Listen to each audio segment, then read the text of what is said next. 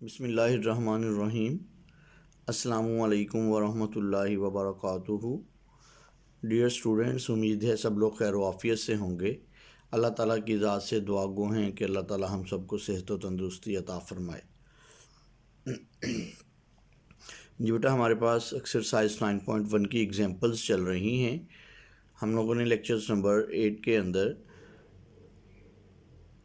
8 को आज स्टार्ट करेंगे और लेक्चर्स नंबर 7 में हम लोगों ने फर्स्ट 4 एग्जांपल्स को किया था।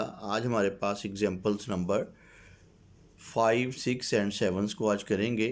एग्जांपल्स नंबर 5 को स्टार्ट करते हैं। स्टेटमेंट हमारे पास है, an arc subtends an angle of 70 degree at the centre of the circle and its length 132 millimetre.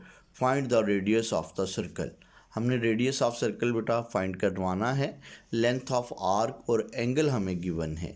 Ji start लेते हैं बेटा इसके सॉल्यूशंस का। जी, an arc subtended an angle, हमें एंगल बेटा गिवन है। जी एंगल को हम लोग बेटा थीटा के साथ डिनोट करवा रहे हैं, जो 70 डिग्री हमें गिवन है। क्योंकि बेटा हम सर्कुलर सिस्टम की relations theta is equal to L over R के साथ इस प्रॉब्लम को सॉल्व करेंगे, तो इसके लिए हमें एंगल जो है वो रेडियन में चाहिए।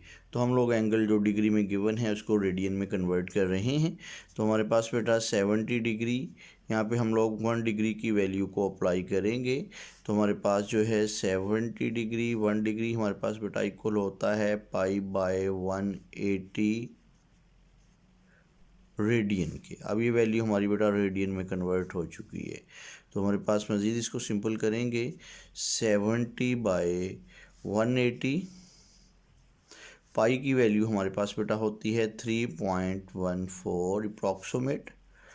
जी तो हम बेटा जब 70 को 3.14 के साथ मल्टीप्लाई करवाने के बाद 180 पे डिवाइड करते हैं, सिंप्लीफिकेशंस के बाद हमारे पास जो वैल्यू हमें मिलेगी वो है 11/9 और हमारे पास अब ये वैल्यू रेडियन में कन्वर्ट हो चुकी है। हमारा एंगल जो है जो 70 डिग्री दिया गया था सर्कुलर सिस्टम के अंदर 11/9 रेडियन के इक्वल है।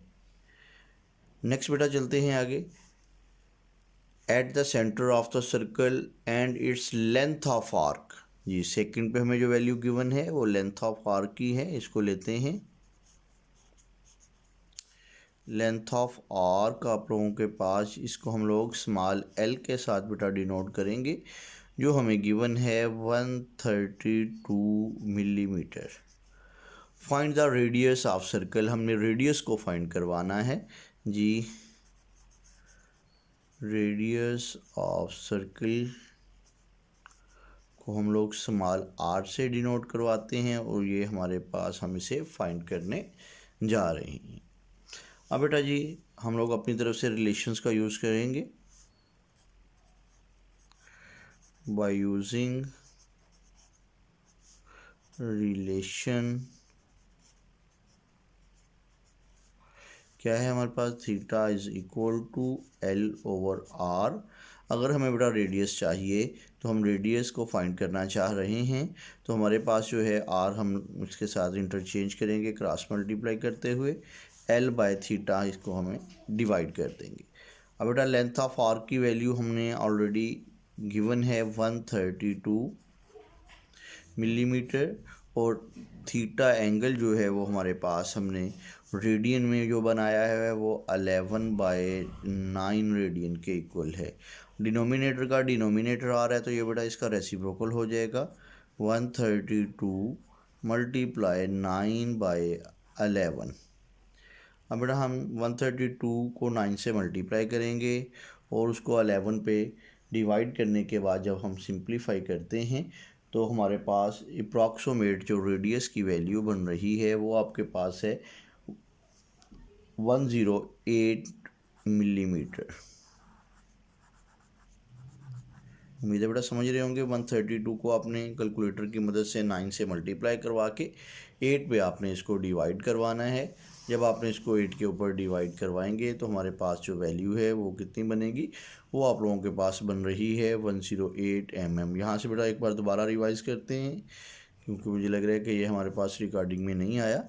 Theta is equal to L/R हमारी बेटा सर्कुलर सिस्टम की रिलेशन। हमें रेडियस चाहिए तो रेडियस को हम इधर ले गए हैं और थीटा इधर डिवाइड करवा दिया है।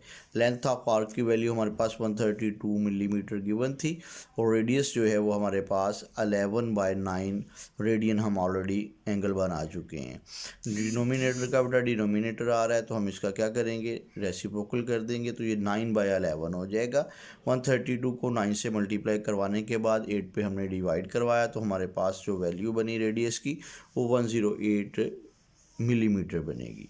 तो जैसा कि बेटा हमें यहाँ पे लेंथ ऑफ आर्क का यूनिट मिलीमीटर गिवन है तो हमारे पास जो रेडियस है उसका यूनिट भी हम लोग मिलीमीटर ही लेंगे क्योंकि हमारे पास इन दोनों क्वांटिटीज़ का यूनिट सेम होना लाजमी है। जी बेटा हमारे पास जो है हमारी फर्स्ट एग्जांपल जो है जो आज के लेक्चर की एग्जांपल नंबर 5 मुकम्मल हो गई है। जी नेक्स्ट एग्जांपल की तरफ चलते हैं। जी बेटा हम एग्जांपल नंबर 6 को स्टार्ट करेंगे। Find the length of an equatorial arc subtended an angle 1 degree and centre of at the centre of earth taking the radius of earth as 6400 kilometre. तो ये बेटा रेडियस जो अर्थ का है ये कांस्टेंट वैल्यू है, ये आपको वैसे भी याद होना चाहिए। ये सबसे पहले बेटा हमें एंगल गिवन है जो हमारे पास लेंथ ऑफ आर्क सबटेंड कर रही है किसके साथ, सेंटर ऑफ अर्थ के साथ, वो आपके पास है 1 डिग्री के इक्वल। हम एंगल लेंगे थीटा के साथ डिनोट करवा रहे हैं, किसके इक्वल है 1 रेडियन के इक्वल है, सॉरी 1 डिग्री के इक्वल है। हम इसको बेटा रेडियन में कन्वर्ट करते हैं। 1 रेडियन की वैल्यू आप लोगों के पास है π/180 रेडियन के इक्वल और इसको हम लोग अप्रॉक्सीमेट 1 डिग्री की वैल्यू डेसिमल फॉर्म में 0.0175 भी बना चुके हैं। तो एंगल बेटा हमारे पास रेडियन में आ चुका है। अब हमें बेटा रेडियस भी दिया गया है, रेडियस लेंगे। रेडियस को हम लोग स्मॉल आर से डिनोट करवा रहे हैं। 6400 किलोमीटर हमें गिवन है।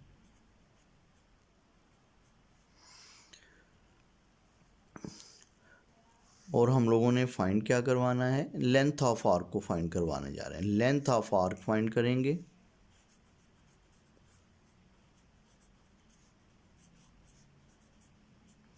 लेंथ ऑफ आर्क को स्मॉल एल से डिनोट किया, इसको हम फाइंड करने जा रहे हैं।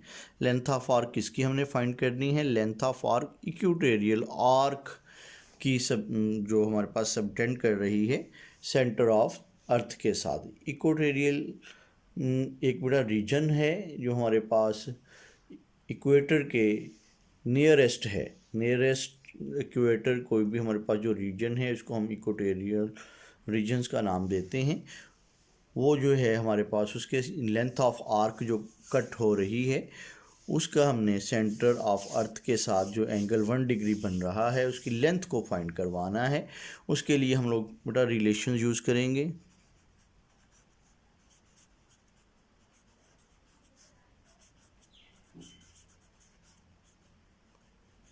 ये रिलेशन से हम ऑलरेडी वाकिफ़ हैं। Theta is equal to L/R।